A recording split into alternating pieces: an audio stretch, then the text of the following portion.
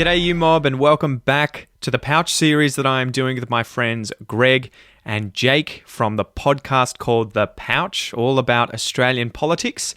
In the next part of this series, we're going to be answering your questions related to Australian politics. So guys, it's an advanced English series here where we are talking naturally, but it is a little bit difficult at times as there are three of us all having a bit of a laugh, having a spontaneous conversation, and we talk over the top of each other, so don't get too stressed out. If you don't hear or understand every single word that we say, the whole point is to be a fly on the wall and practice your listening comprehension when multiple native speakers are having a spontaneous conversation, and at the same time, you're going to be learning about Australia and Australian politics.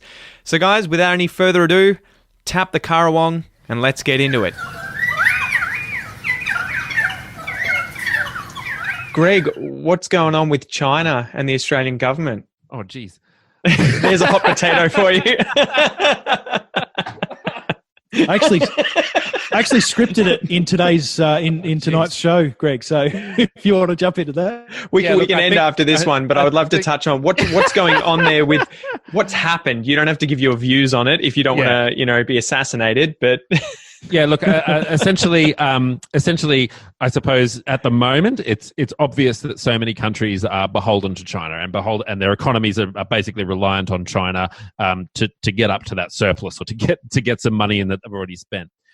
And Jake, feel free to jump in at any time. I think from the top of my head, what's happened, someone has basically said, if you, a top diplomat in China has basically said, if you continue to talk about China in this way, well, maybe Chinese people might not want to come to your country anymore. Maybe people maybe we won't buy your beef. Yeah, maybe people will see it as hostile and you won't get as many students. Well, a big issue was that Australia's supporting the investigation, an independent investigation into the origins of COVID and what happened, right? And the ironic thing, I guess, with China is that there's the rumor going around that it originated in America, in which case you would imagine they'd be like, oh man, please investigate, prove the fact that it came from America. But they're saying, if you keep supporting America's push for this investigation, we're going to use trade as a way to punish you, Australia, or anyone else who, doesn't fall in line. Which, frankly, it differs greatly from the China of 4 weeks ago, who was sharing information willingly with all countries to ensure that all of those countries had the ability to fight the virus that, by all rights, by all facts, evidence, etc., originated in China. I think the great issue here, and please feel welcome to dispute this, but I think the great issue here is disputing it right now. Australia actually managed this really poorly. I think what the issue was there were certain people that have a certain facial colour close to burgundy, close to orange maybe, that suggested that there was a large amount of collusion between China and the WHO. He's referencing Trump. Anyone who just missed the sarcasm there. And, just to clarify. And so I think the issue was that we had a whole bunch of people from our political parties publicly support Trump's calls for both an investigation and for the rescinding of any funding going to the World Health Organization. I still can't say it. And as WHO. a consequence, WHO. Oh, I thought I'd mention it. If only there was a better way to say it. If only there were. But yeah, so I think the fact that we had so many people with political clout in Australia publicly supporting America's request, which, the way that America went about this was totally indignant. It was totally meant to stoke fires. It was totally meant to put them off, in a way that showed American superiority. Yeah, we're doing this better than they could and whatever. Yeah. But ultimately, by supporting the way that by supporting Trump's statements and by supporting the level of animosity that America holds against China, and by trying to echo that from our perspective, China is our neighbor. And they're frankly a pretty good neighbor. Like, we have a pretty good trade relationship with them. If they stop trade with us tomorrow, apart from the fact that we're already in recession because of COVID, we go much. They take something like 66% of our exports or something crazy. So and a lot of we'd be screwed without you guys, China.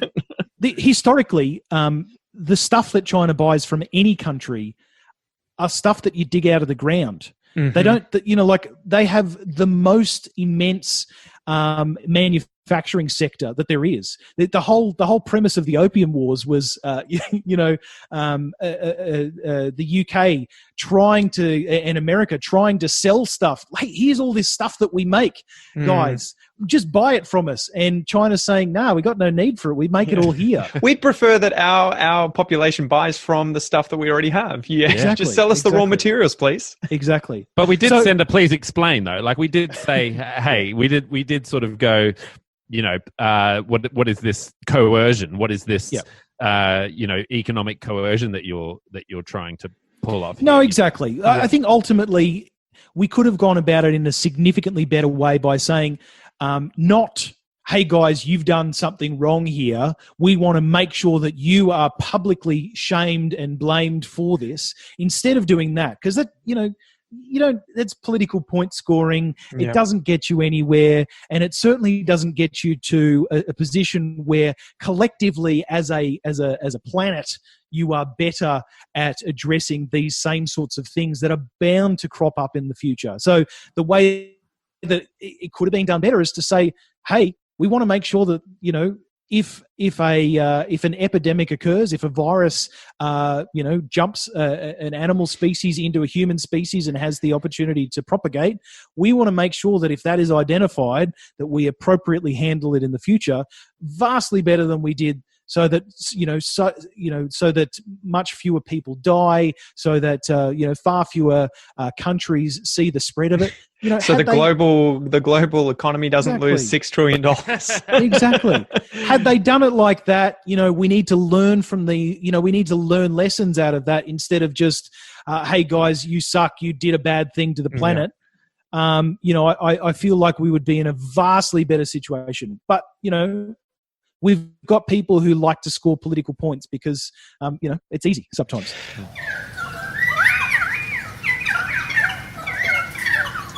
All right, guys, thank you once again so much for joining me in today's episode. I hope you got a little bit out of this episode and learnt a little bit more about Australia, the Australian political environment, everything like that. And don't forget to go and check out The Pouch, the podcast, where you will be able to listen to episodes released every single week from Jake Farwharton and Greg Savage. These guys are both Australian and they're very knowledgeable when it comes to all things Australia, but particularly politics. So go and check out the podcast, guys. And until next time, I wish you all the best.